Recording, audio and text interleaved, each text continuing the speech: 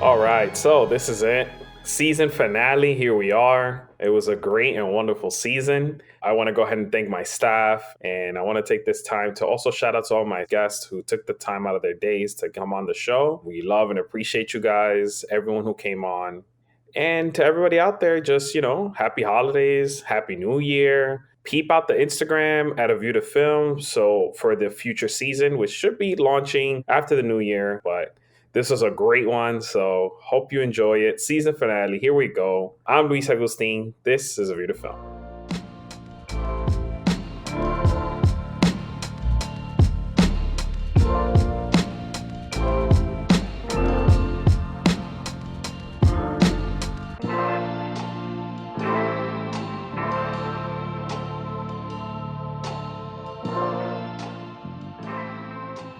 All right, so welcome back to another episode of A View to Film.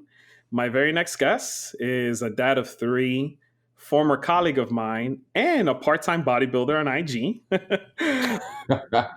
Please welcome Mr. Sayeed Ishmael. What's up, Sayeed? What's going on, my brother? I'm happy to be here. I'm excited, very, very excited. Oh, man, the pleasure is mine. Thank you so much for taking the time out of your day. Because like I said, you're a busy man. You got 3 kids, so I know your time is very precious. So Absolutely. I'm glad you hopped on here, man. Likewise, man. I was excited. I definitely shuffled everything around. I'm like, today, 2:00. It's go time. I'm ready. Before we even start talking about the film, do you want to any plugs you want to give or tell the fans and the listeners about yourself or anything you've been working on? Yeah, of course. Well, you pretty much said a lot of it. I'm a dad of 3. I working full time, and that can take a bunch out of your schedule. But one of my biggest passions is photography, cinematography, and and filmmaking. That's a little ways down, but I mean, in 2021, I'm going to be really diving into the photography, portrait, landscape, nature. A lot of that's going to be happening very, very soon. I'm just getting my equipment together and just been working heavily on that. So just been working in silence, but 2021 is when it's going to really get loud. So Yes, sir. I'm excited. I'm excited about that. And I'm looking forward to, working with you again down the road, because this podcast is absolutely amazing. Thanks, man. Thanks. And I can tell you for a fact, we are looking forward to promoting everything you have. I would love to see some of the photos and some of the cinematography work that you've been working on, man. I'm really excited to see that stuff down the line. Of course. Me too, man. I've actually got something in the works right now, just dabbling in corporate videos. Nice. A few companies are giving me some gigs, and like I said, just been perfecting my craft, because that's important. Definitely. Yeah. No, this is the time to do it, bro. This is the time Definitely. to do it. So what movie are we talking about today? We are talking about one of the greatest chick flicks of all time. My guilty pleasure, The Devil Wears Prada. I shouldn't even say guilty pleasure, my absolute pleasure, because every time it's on, it's one of those movies where my eyes just get locked into it. And there are so many reasons why, and I can't wait to dive in and tell you. Definitely.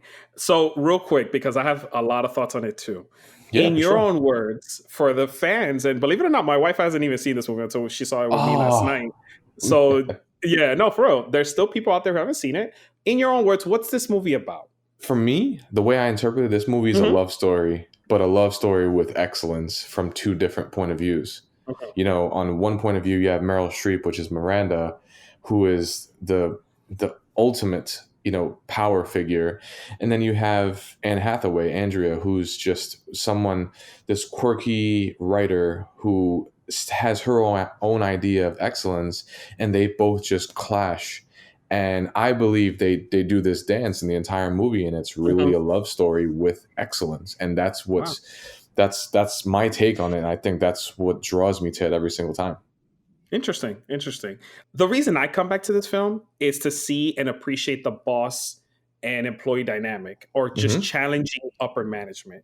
That's the way I see it. And I know before we even started the show, we were speaking off call of companies and how we break down those kind of things. But the reason I'm drawn to this film a lot is that dynamic. I see where you have an employee who challenges you, who gets the better of you, and then both of you guys grow. So I agree with you. Like, this is technically a love story between both of them, but I see it also as like aspiring to be better and pushing each other to get the maximum output. You know what I mean? Absolutely, 100%. So what did your wife think about it when she saw it? She loved it. I think she gave it Yeah. the two thumbs up. Like, yo, it was Oh really, man, really good, really entertaining. Like it, and that's, you know what, you use the word chick flick, right? I honestly don't see this as a chick flick. I me see it either. like you said, like it's the ballad, right? Like them going back and forth, and you can see the dynamic in that relationship. And I don't know. Like, I think a lot of men really do enjoy this film, for my opinion. This It's so funny because I was going down my list of favorite movies and I drew the weirdest comparison between The Devil Wears Prada. I call it the quote unquote chick flick, but Hmm. it's Hmm. really the female version of Rudy, if you think about it. And I Mm. would never you can never really this is below, you got to peel back the onion layers to really think about it, because you have this unassuming person who works so hard and makes it in the biggest arena you could possibly make it. And you know what I mean? Rudy Right. and Notre Dame, and now you have Andrea, who, believe it or not, this is a true story. Devil Wears Prada was written about the editor in chief in Vogue magazine. In I don't know Vogue, if you knew yes, that. correct. Yeah, in Yeah, Vogue. Yeah. I knew that So after watching it one time, because I was like, wow, this has to be based on something. So when I googled it, I found out that, yeah, it was based on her, yeah, it was Anna based Winter. on Anna Vogue. Winter.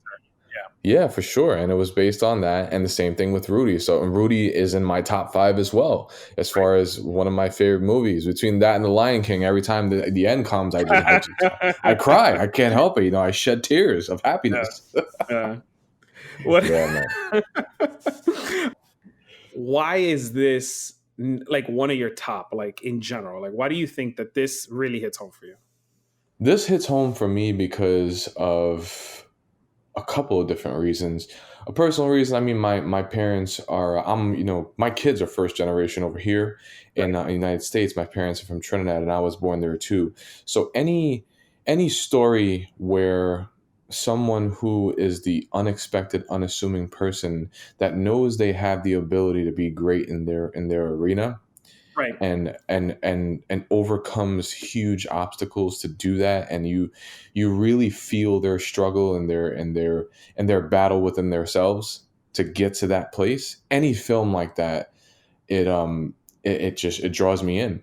It Right. really does. And Anne Hathaway, I don't know, so I'm just drawn to her work because it's she's someone that is within our generation, and she's someone that is hopefully going to be a powerhouse actress for such a long time. And Meryl For a Streep, long I time. mean, her performance in this was just unreal.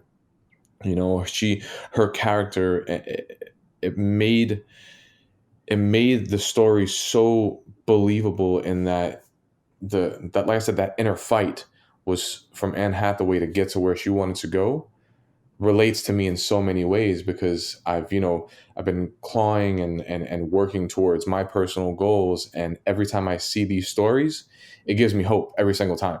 It keeps me going with, no matter what I do, whether it be parenting, photography, my own personal, my battles, my weightlifting, whatever. I tell myself there is a way through it, no matter what. And the Yeah. bigger the obstacles, the bigger the reward on the other end. That's why this film just it relates to me in so many different ways. Yeah, I agree with you, man. I agree with you. Let's dive into it then. I want to give an overall quick layout, right? So in the Hmm. movie, we're introduced to Andy. We can see that she's aspiring to be a big time journalist, right? But Hmm. she only gets the opportunity to work at this As an at assistant. Runway, yeah, as an assistant at Runway, right? Yep. So real quick, so let's jump into this. So the first scene I want to discuss with you is when she's criticizing like the blue belt, right? The blue Hmm. belts look the same, Oh, right? oh my God. So you have her who doesn't know anything about fashion, and by the way, I obviously don't know anything about fashion either, right? And I can tell you What are for a you fact. talking about? You're one of the most fashionable guys I've ever met. What are you Stop it. Do you still have all those socks? I know you Yes, still have all those yes, pretty socks. yes. Yeah. I mean, listen, you got to show up to work and you got to give it some flash, right? Absolutely. So you got your homegirl who says pretty much these blue belts are the same, and you got Miranda who gives her a discourse on like, no, this actually means this whole history of fashion that's influencing everybody's decision. Like, it's like if she challenged like Tim Cook or something, like an Apple, like, hey, this is Yep. just the same iPod. Why are you selling us the same thing? It's like, no, I'm actually educating you on how to sell more stuff and what's better for the consumer. What do you Oh, think about that? yes. Yeah, Well, I think that this scene specifically set the tone for the entire movie because it comes, that's right. I think within the first half an hour of the film, within the first 20 minutes or so, this scene comes in, and this is where you really see Meryl Streep shine in her role, Right. because the first couple of minutes of the movie, especially the whole scene where Meryl Streep is approaching the building and everybody's going crazy, Right. and she hits the elevator, she's immediately portrayed as the villain, Right. you know? Right. And this is where that song and dance comes in between Andy and Miranda. This is where you actually see Miranda, why she is who she is and why she's in the position she's in, because she knows absolutely everything. And this is where Andy, who thinks she is holier than thou, quote unquote, Hmm. Hmm. is served with that really big piece of humble pie, and she's like, oh wow, okay, maybe there is something to this industry that she refers it to this. And now she'll start to take it seriously and see that maybe this world of fashion and this whole lifestyle can really, I can really learn something from this. And that tone, that scene, that whole scene, it's one of my favorite scenes in the entire Yeah. movie. It set the tone, and it really showed why Miranda was who she was. I was also going to piggyback off that. I think it's where she shows you that there's a difference between her kind of thinking and the high level thinking, right? Because she doesn't see it as just picking two things that look very similar. She sees it at influencing the buyers, what the industry is going to be a year from now, 5 years or 10 years from now, right? That's why those are the kind of things that I like, that I pull from this movie. That she's giving you that high level thinking, like, no, this is going to influence X, Y, and Z, which you're not even thinking about right now. You're just thinking about, oh, I just got to get the workday done and I'm out. Absolutely. And Miranda says it. She goes, you don't even realize it, but while you think of this as just a blue cerulean belt, you live your life in it. Right. That sweater that you picked, you think you just picked a sweater, but no, and she gave the entire story. And like I said, that was a huge, turning point for the entire movie. So before we dive into some of our favorite quotes, because I want to start with quotes first, here is a random question that I usually like to ask all my guests. Is there anything in this film that you would change, do different, actors, scenes, anything at all? Ooh, that's a tough one, especially when you have such a powerhouse, Right. cast. Ah, man. You're coming out with the curveballs. Usually they start with a fastball down Nah. the middle. You hit me Curveball with this first. curveball, We're easing throwing the into it. curveballs. Oh man, you know You can think on what? it. You can think on it if you Oh, want. We could come back. We could circle back. yeah, we're gonna come back to that because this All right, let's come film, back this to film is the Mona, this is the Mona Lisa, man. You can't change the smile of the Mona Lisa. I'm sure there it. is something. We're gonna have to table that and revisit that one. All right. So, Saeed, what's your favorite quote of the film? And you can have more than one if you want, because I actually wrote down like two. There's a couple of them. Yeah. There's really one from the Nigel, played by the actor Stanley Tucci. He When Andy was going through some issues with Miranda, and she went to Nigel while he was doing a scene in Central Park, the urban jungle scene. Andy said, she's going through a lot of stuff with her boyfriend Nate, Yep. and they Yep. might be taking a break. And Nigel says, "Let me know when your whole life goes up in smoke, because then it's time for a promotion." And I think that was telling as to one of the really daunting parts of the industry, and Right. being in the corporate world, it takes a toll on your family life. And I Right. think those are one of the the kind of little nuggets that the writers give you to give you, this is a real thing. Me and you've been in this world before. Oh, 100. I'm glad you mentioned it. I'm glad you mentioned it. Me and you have been in this world, and we know the toll that, being in that suit and tie and Yep. working from 6 a.m. to 9 p.m., it can Yep. take a toll on your life. And I think this was one of the more honest quotes of the film, because it shows you that dark part of being successful. Yeah. No, yeah. You got to give, like, I don't think it kind of, have you ever seen, what is it? The movie, you've seen the movie Wall Street, right? Of course. Yeah. Absolutely. Oh, no, I just want to make sure. So it's the same thing. And I'm glad you mentioned this quote. This is one of the best ones. It mirrors exactly Wall Street, where Gordon Gekko calls him up at 4 a.m. and he's like, bro, like you don't sleep. Like it never closes. Like you're always doing work. And until like it's all about work, you're never going to be that successful. They're showing you that if your life is in shambles, but your work is what you're dedicated to, which is what we see Miranda like 150%. Same thing. Gordon Gekko, Miranda. Like if it's not like that, if you're not in it 24/7, like forget about it. You're going to get eaten alive by another CEO, by another top competitor, and it's just nuts.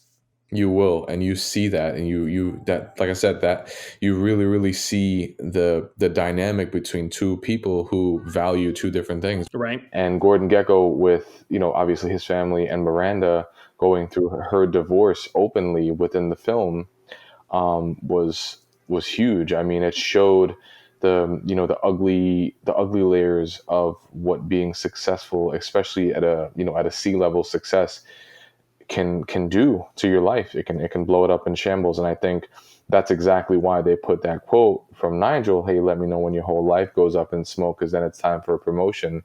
That tied it all together. And I think that's, like I said, in the beginning, this is where the whole love story with excellence comes in, because with love comes sacrifice. Right. And with that sacrifice is the family. And that's something that Andy ultimately was not willing to do, and that Miranda always was. Right. Right. Do you think that low-key Andy contributed to her divorce when she stumbled in her house? Ooh.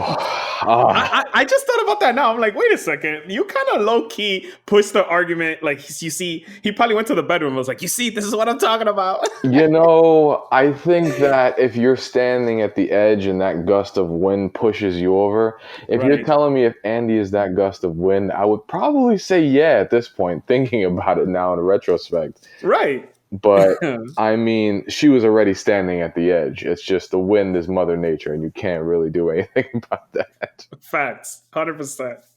All right, let me throw you some of my favorite quotes. I got two, right? Shoot. So the first one I got is actually the first time that Andy and Nigel have their big talk, when he like takes her kind of like under his wing. Yes. And she goes like, hey, like if I do something right, it's unacknowledged, right? And if I do something wrong, then she kills me.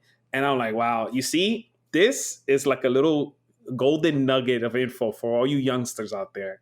Like if you're working for a corporation, if you're working for a company, always expect this kind of treatment. Like, I don't care what, like, you have to be your own boss, because you're never going to get acknowledgement for the things you do, and you get destroyed for any mess ups you have. That's like, what we did. That's a fact. That's what we did. Yeah, of course. That's a fact.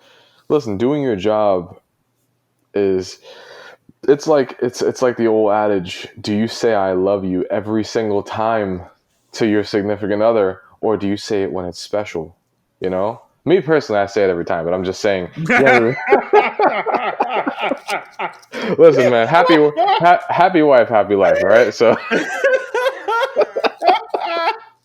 throw that out there for the listeners. Yes, like, listen. Tell your lady, your significant other, that you love them, because man, it'll work. Anyway, we digress.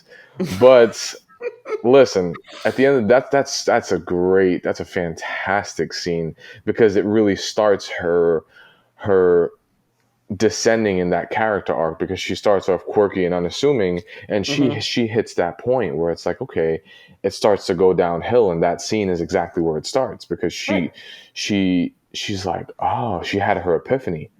She had that moment where she's like, oh my God, you're right. Yeah. And that's definitely a huge one. Of course, I love that one. And what's the other one? So you ready? I'm going to put you in a corner now. You ready to answer this one? Go So ahead.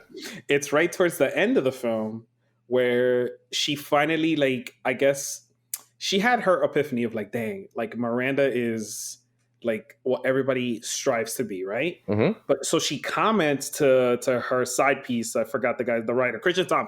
Christian Thompson, the writer, right?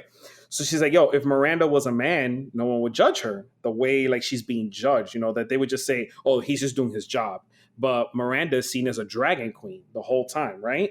And like, yo, like you know it. Like you have your daughters. Like I'm sure you're gonna coach them up, and you're gonna tell them about like they're gonna face different challenges than men will, right? And then like those are the kind of things that I want to point out also to the listeners. Like she said it all right there. Like Miranda strives for excellence, but she's seen as like a bitch, right? Yeah. Versus like if it's a man, he's just doing his job.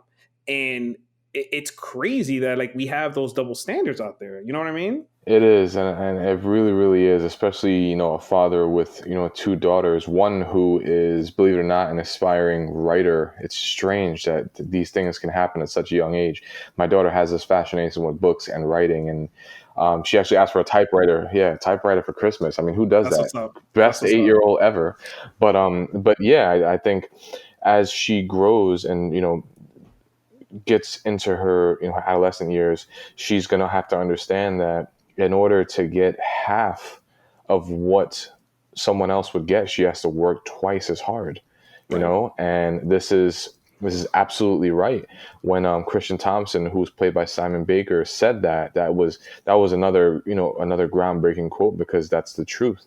And I think sprinkled amongst this entire movie of chaos, they really do show you a lot of honesty about the industry, and about especially the industry where a woman is at the helm. And I think Right. that's a huge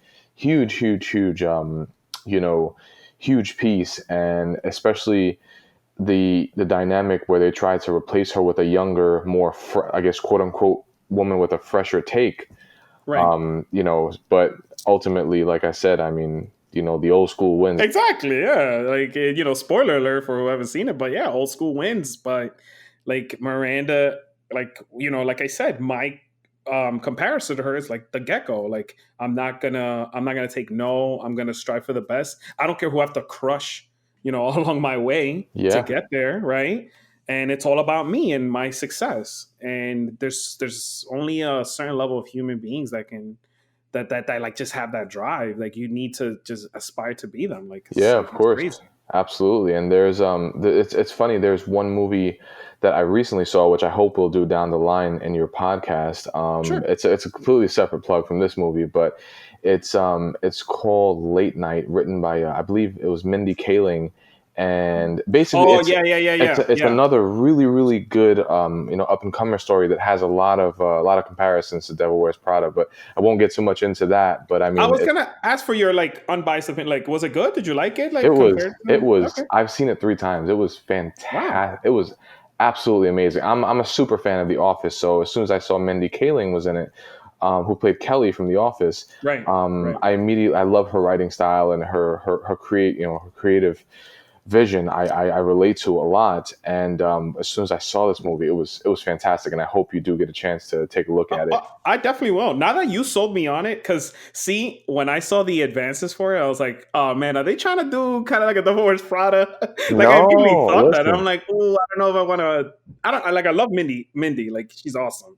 Like me, I put you on with her. Like I love The Office too. I'm an Office head just like you, but I was like, oh, a little reserved to just, you know what I mean, to just check it I out. But I'm was gonna check it too. out. I was too. I watched the movie by accident. I will say that, Okay, because all right. my son was asleep, and I just put on Amazon Prime, and I was like, all right, Mindy Kaling, let's. But when it was, life gets in the way of everything, and you just have a moment where I automatically go to The Office. My hand just hits the Netflix button, and I just Yes. go to The Office, and that's my comfort. It's my Yeah. go-to. But I saw Mindy Kaling. I'm like, you know what? Let's do a movie today.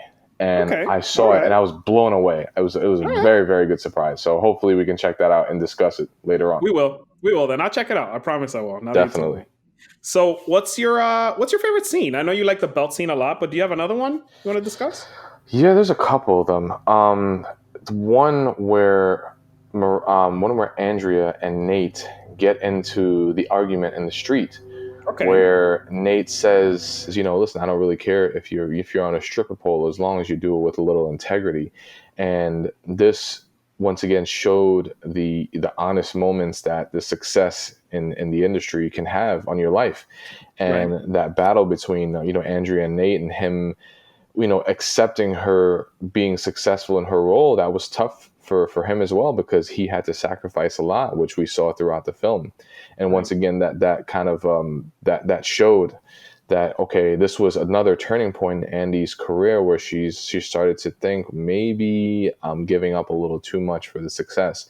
And this was, one of the hills and valleys. This is definitely a turning point in her decision making moving forward. And that scene was just, it was a brilliant scene.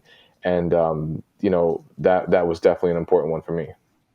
I love that scene, and let's pivot into talking about that, because I actually want to speak about that a little bit. Like, I have two thoughts on it. Right, my first thought is, do you think that perhaps Andy, or even yourself, let's take yourself for example, like when either your wife or yourself have a job that you know is going to take up that much of your time, I don't think, and maybe I don't know if you interpret it this way, but I don't think Andy and Nate had an actual conversation about her career. Because like sometimes you got to take it to like your spouse or whoever you're with and tell them like, hey, look, this is going to be good for me, but I have to sacrifice X, Y, and Z up front, but know that I'm going to be here for you. And I respect his opinion, but I think it came to a head when they started going back and forth about like spending time or what's going on with your career, because they didn't have that conversation. What do you think about that point? Well, for me, it's this hits home because I took, as I had corporate aspirations, and Right. I took a step back because my wife had just such a huge opportunity in her career, Right. and Right. I, You could speak on it. You could speak yeah, on it. I no, know of that. course. I mean, this is something that I believe has led to the ultimate success of our marriage, our personal life, because I allowed her to be who she was meant to be. And my wife is just a magnificent person, and a woman, and a professional. I told myself, you know what, she was meant for this business. So Right. let me take a step back and let me ultimately understand that I'm not sacrificing. I'm pushing our family forward. I Correct. have two daughters, and for me to sit there and say, okay, well, my success is more important because I'm the quote unquote man of the house, sends the completely wrong message to my daughters, who I hope will have, big dreams and aspirations. And I hope they'll never see ceilings. And if they do, they'll just put their elbow down and crash right through them. So for me, I was 100% supportive of my wife's decision to pursue her career relentlessly. Right. And I think this was a little unfair of Nate, truth be told, because he didn't really give her that much, understanding. He didn't give her that much room to really flourish. And I think Andy could have done well Yeah. Me too. with Runaway. I think she really could have, because I think she had more of an effect on Miranda than Miranda had on her. I think Andy just found herself. I think Miranda uncovered a different part of herself. You Yeah. know, I agree. and yeah, this was, like I said, this was a song and dance between both of them. Kind of a love story of excellence from two different perspectives. Yeah. No, listen, I want to thank you for opening up, because you're one of the people that I always use an example because of that. You literally sacrifice yourself so your wife can go ahead and follow her dreams and get the big job. You know what I mean? And those are great examples that we need to show future kids and everybody out there, that like, hey, it's not about like just a guy taking over or whatnot. It's about working on the relationship and seeing what's the best option for the family as a whole. So I want to thank you for that, for Oh, real. of course, absolutely. And to the listeners out there, when you allow your significant other to be successful, a couple of different things happen. You and your relationship will ultimately flourish.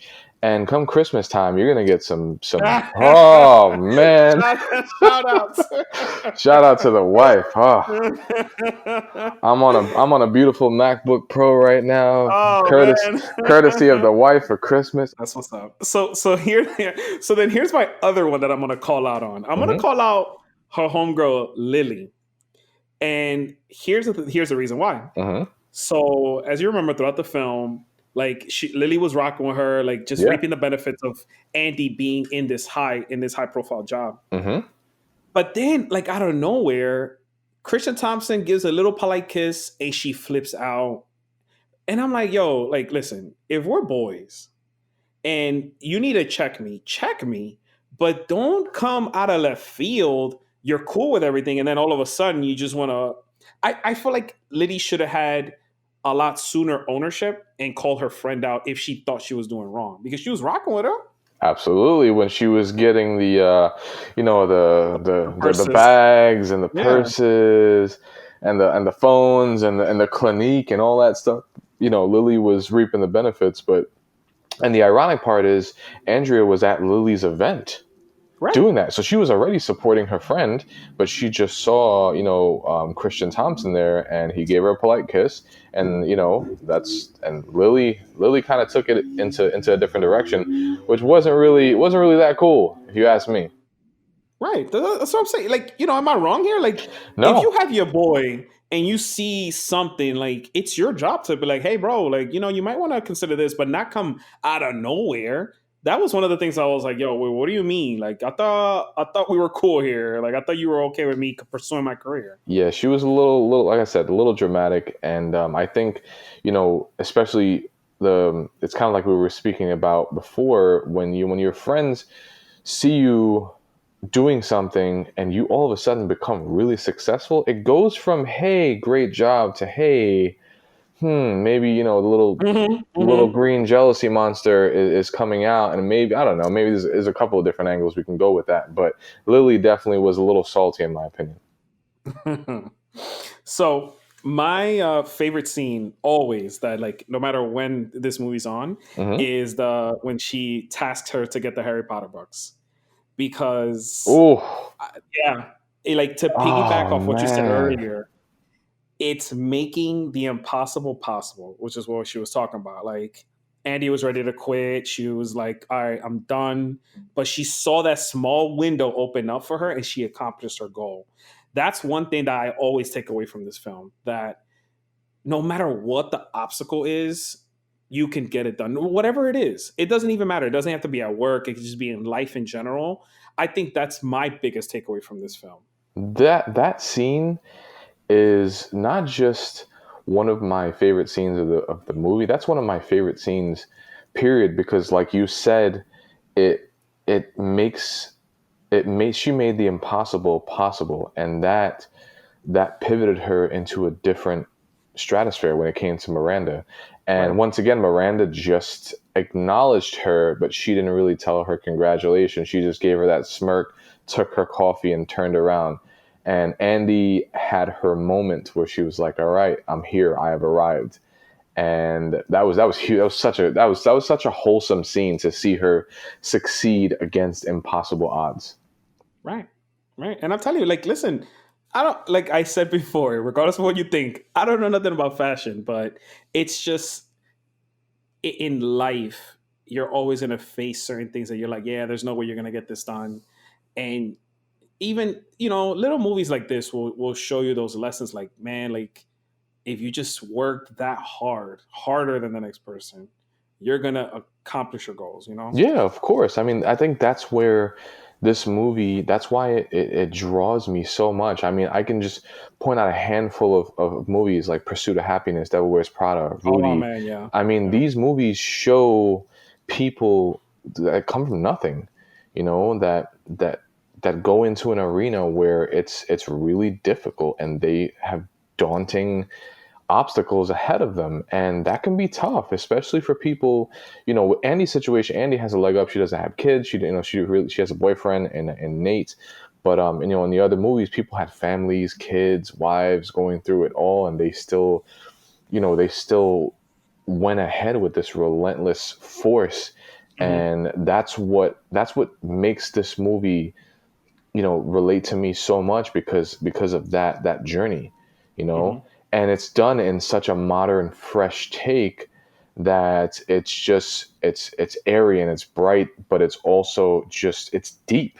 This movie has so much deep meaning to it, and like I said, it's such a powerhouse cast. And we didn't even speak about Emily Blunt yet. No, we haven't. I know. I was going to talk about it a little bit, but And listen, we. I mean, listen. At the end of the day, this is the Anne Hathaway, Meryl Streep show. You know what I mean? Even yeah, though of Emily course. Blunt is amazing in this. She's So there. She's just, she's that really nice vase just in the corner that just shouldn't be there, because she herself is such a powerhouse actress, right, but she did her job. She right. made herself seem believable. And I think just to touch on her really quick, at the end of the movie, when, Andy offers her all the clothes from Paris, you saw that smile and you saw that, okay, maybe she's come full circle with Emily as Her, well. right, and her development. Yeah. Exactly. And I think that showed that, what, Andy really did belong there. She just chose her love of life as opposed to her love of excellence. So you said earlier that Andy, like, how was it you phrased it? You said that Miranda learned something, but this is Andy's show, right? That's what you're Yeah. saying. Like this is this is about her. Yeah. I think Andy found more. Andy had a bigger impact on Miranda, Right. more than Miranda had an impact on her. Andy really found herself. Miranda just uncovered a different part of herself. So then I wrote this down because I was thinking about this as I kept watching the film for this. Why do you think is it that Miranda kind of like at the end hinted to her like, hey, you're like me, or like you're, why did she make that comparison to her? Why did she see herself in her? I think it was because, and I'm going to answer a question that you asked me in the beginning. Please. If Yes. I was going to circle back. I didn't that forget. that curveball, I'm going to answer that right now, because Yeah. I'm really thinking about it. I think one thing I would have wanted the movie to do differently was give us a little more into Miranda's upbringing, her past, so we can see the comparisons between her and Andy, because this is one of the comparisons that I wanted to know more about. Like, That's why true. did she do this? Because it was such a left field comparison, and it kind of showed you, okay, this is why I guess Miranda took her on. She took a chance on the unassuming, like she said, fat girl. Hmm. And when Hmm. Andy started crying, I think that we as the viewers should have seen a little more into Miranda's past to understand a little more about that comparison. But I think that Andy, her ability to overcome the odds and really flourish against everything, I think that's what really drew Miranda to make that comparison. But we didn't get a chance to see that part of Miranda, so that's That's what true. I would have changed about the film. So I'm glad you brought that up, but that's actually a great observation. I think that let's put ourselves in like the director's chair, right? Hmm. And I think that for me, I think that the director wisely omitted that kind of things because she wanted Miranda to be kind of like this shadow, this boss that like, hey, like how do I phrase it? It's more of like you because you notice like how we spoke about earlier at the Yeah. beginning of the film, you don't really see her, right? There's really no No. interactions, right? Nope. She's like a mystic figure that everybody's scared of or to approach. And then the fact that if you peel back the layers and find out more about her, it kind of ruins the mystique of how did she get to where she is. We just know she's a powerhouse, right? Yeah. So I think that that's why the director might have kept it like that. So I guess to my question to you is like you would have thrown in maybe like a little background or like a what is that, a past scene A of little her bit. like struggling or seeing her like maybe dealing with a same kind of boss and like wait, I kind of want to be that, you know? Yeah, for sure. And Okay. I remember reading a lot about the production of the film, and the first script, believe it or not, they had to rewrite it because Miranda was originally supposed to be, this really just uber villainous figure, and Andy, the whole plot of the movie was supposed to be her getting revenge. Right. But, the writers didn't want to go that way. They wanted to really hone in on everything a woman needed to forfeit in order to achieve success for the magazine, Right. and they took it more in that direction, which I think was the right move ultimately, because Me too. it became more of a powerful message instead of a message of revenge. Right. I You agree. know, yeah, and I think that I remember I was reading that they wanted no one else but Meryl Streep. This was her role to begin with, Yeah. Yeah. I and think I read that too somewhere. Yeah. they wanted no one else but her, and I think that was just a home run. And I think this was her. I mean, Meryl Streep has a body of work that's just kind of unmatched, but this is her moment. This is her Picasso. Yeah. For lack of a better term, this movie is just unreal. I agree. To me, I think that's her best performance. Oh, easily. Yeah. What I was gonna throw. So here's a random one for you. Mhm.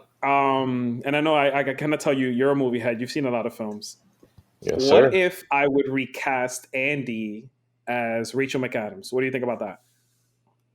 Ooh, I see. I Could think you see it?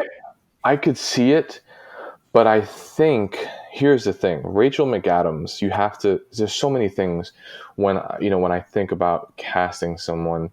Hmm. Rachel McAdams is. You can put her in some Telco jeans and a Walmart shirt. Rachel McAdams will be Rachel McAdams. She'll walk That's like into a room. True Detective season two. Yeah, That's what it's she like was. Yeah, yeah, yeah. she'll. But Andy in her role, Anne Hathaway, she really does come across as just a small town girl. Right. That her character, her look, her transformation from that first scene, getting ready to go in for the interview, to now her walking, down the cobblestone streets in Soho, was Right. she was Right. huge. I mean, that scene where she kind of unbuttons the blouse to Nate, and she's like, "Well, I guess you don't like this." I mean, come on.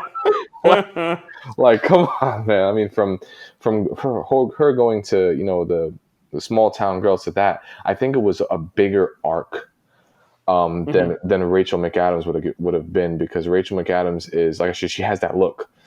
She has that look. No matter what she does, she'll be that beautiful. Like, both of them are beautiful women, but I mean, Anne Hathaway's arc was more. I mean, even in Princess Diaries, from the small, Right. Right. butchy Right. eyebrow Yeah. girl to this person. I mean, it was more of an arc than Rachel McAdams could have had. Yeah. I agree with you. I just was like, oh, what if I throw this little wrench in there? But I Oh, agree with you. for sure, Yeah. definitely. What do you think about the ending? Did you agree with Andy quitting, getting back with Nate, or trying to make it work? Like, how did you feel about that ending? Like, how they really ended it there? I think because of the story arc, that could have been the only way to end, because to write that script the way they did, it was always going to end that way. Otherwise, the script would have been more of less conflict and more just kind of gelling. Because I think they like I said, they played this song and dance of excellence from two different point of views, and I Right. think Andy ultimately chose her family, which the storyline kind of it laid out, and Andy chose her family and Nate and her passion, her career, and Miranda, ultimately realized, okay, maybe there's more, To there's her. there's more to her than what there was before, and Andy helped her realize that. And I think that small scene in the end where Andy's walking and she saw Miranda get in her car, I think that kind of that showed that, because Andy gave her a little nod, Miranda Yeah, gave yeah, her yeah. and Yeah, she gave her the nod. Yeah, yeah, she gave her she the gave, approval. Like, yeah, you of got it. course, yeah, of Yeah. course. And I think Yeah. that was brilliant. And they both just kind of understood each other, and they said, all right, you go your way, I go mine. And then when Miranda gets in the car, she gives her a little smile, and then she just says go to the driver, which is Miranda. I think it was brilliant. Like I said, I'm a thinker, and I really like to peel back the layers of these films, and this is why one of them had so many layers and messages, and just success stories, and love stories, and heartache, and obstacles and tragedy. I mean, it had it all, but it was all wrapped up in a Fendi Burberry cloth. Right. Right. That's what it was. Don't forget the Chanel.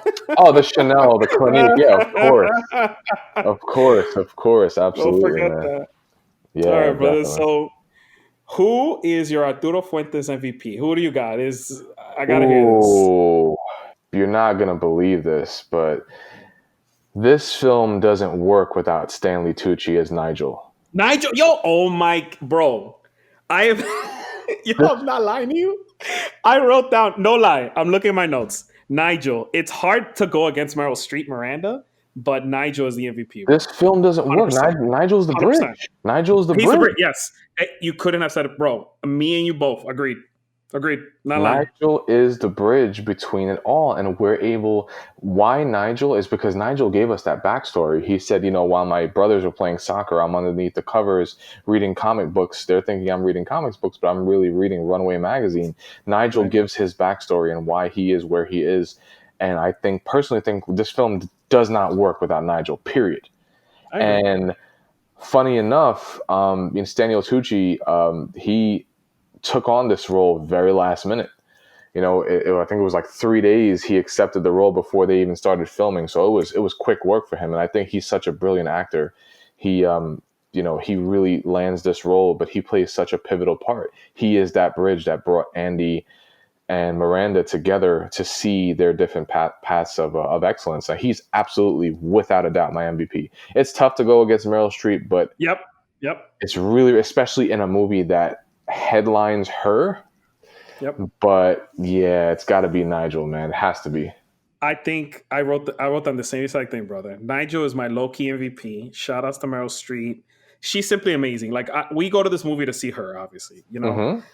But the reason I gave it to him is because like he does the most with the least amount of time, right? Absolutely. He does the coaching, the behind the scenes, the training, like the little nuggets, like me and you talked about. Like some of our favorite quotes and our favorite scenes are when him and Andy are speaking because he's just dropping that knowledge. I think that, and like we spoke about also earlier, the fact that they built up Meryl Streep Miranda as the mystique, a ghost. You don't really see her much. You don't get much snippets into her life. So he's kind of like playing that narrator background role and educating Andy. And when as a person who doesn't really relate to this material, he's amazing at like, oh, this is why this matters. This is why this matters, or Yep. this is why this job matters. So he's like kind of like translating for the audience in the short amount of time that is in the film, like, hey, get to the meeting early or do this, and like that kind of coaching. And the fact that he takes a big loss at the end and still doesn't even waver. Nope. I'm like, bro, like, holy crap. Like Nigel's like ride or die. Nigel is ride or die. That's why he's the MVP. He just gets it. He understands his role. He does it well, and he keeps his head down and he works hard. Right. And I think this is a huge thing, especially for the listeners out there. Listen, life's not always going to go your way.